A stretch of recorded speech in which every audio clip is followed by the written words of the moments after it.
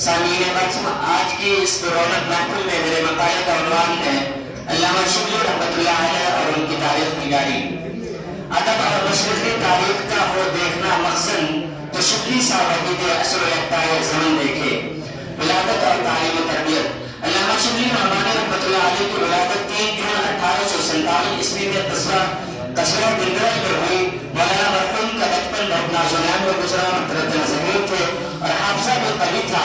آپ نے ابتدائی تعلیم اپنے گاؤں میں بھی حاصل کی اور عربی کا اعلیٰ مذاق، فارسی میں تبادل اور معقولات پر محققانہ نظر دلیل قدر استاد مولانا محمد فاروق صاحب چلیا کوٹی کی فیض صحبت کا اثر ہے۔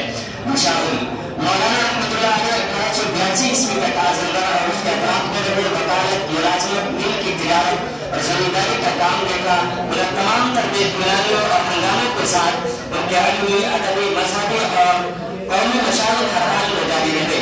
فراغت کے بعد دو برس درس و تدریس اور مناظر و تلقین میں بسر کیے۔ شعر و شاعری، غزل گوئی اور قصیدہ نگاری کے کیسوں درہم کو سنوارا اور مشاعروں میں بھی شرکت کی۔ علامہ کی تاریخ نگاری۔ علامہ کا تصور تاریخ یہ تھا کہ تاریخ صرف سیاسی امور پر مشتمل نہ ہو بلکہ علم و ادب اور تہذیب و تمدن کی سرگوشت ہو۔ اس میں اجتماعات انسانی کی معاشرت، اخلاق، عادات اور مذاہب، ہر چیز کے متعلق معلومات کا سرمایہ جمع کر دیا جائے۔ اسی نہج پر علامہ نے تصنیفات کا ایک عظیم سرمایہ چھوڑا ہے۔ اس میں الفاروق، المامون، الغزالی، سلامت مولانا روپ، سیرت النعمان اور رمضان عالمگیر پر ایک نظر، سیرت النبی، الکلام، علم الکلام، شعر ادب اور یہاں پر چند کتابوں کا تعارف پیش کیا جاتا ہے۔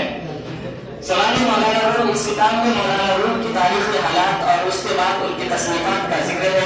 مسلمانوں کی گزشتہ تعلیم، اس میں مولانا نے تفصیل کے ساتھ مسلمانوں کے طریقہ تعلیم اور اسلامی مدرسوں کے نام اور خصوصیات و حالات بیان کیے ہیں اور یہ بیان فرمایا ہے کہ مسلمانوں نے علوم و فنون کس طرح حاصل کیے اور دنیا کی تمام قوموں ان علوم کی کیوں کر تعلیم دی۔ الانتقاد علی تاریخ التمدن الاسلامی، علامہ کی یہ تصنیف مصر کے مشہور عیسائی فاضل جنرل زیدان کی تصنیف تاریخ التمدن الاسلامی کا جواب ہے، جس میں مولانا نے اصول تحقیق و تجدید کے مطابق الانتقاد علی تاریخ التمدن الاسلامی تسلیم فرما کر تاریخ التمدن الاسلامی کے مصنف کی ساری عیادوں اور مقاصد کی حقیقت کو حق پسند اہل نظر کے سامنے کھول کر رکھ دیا۔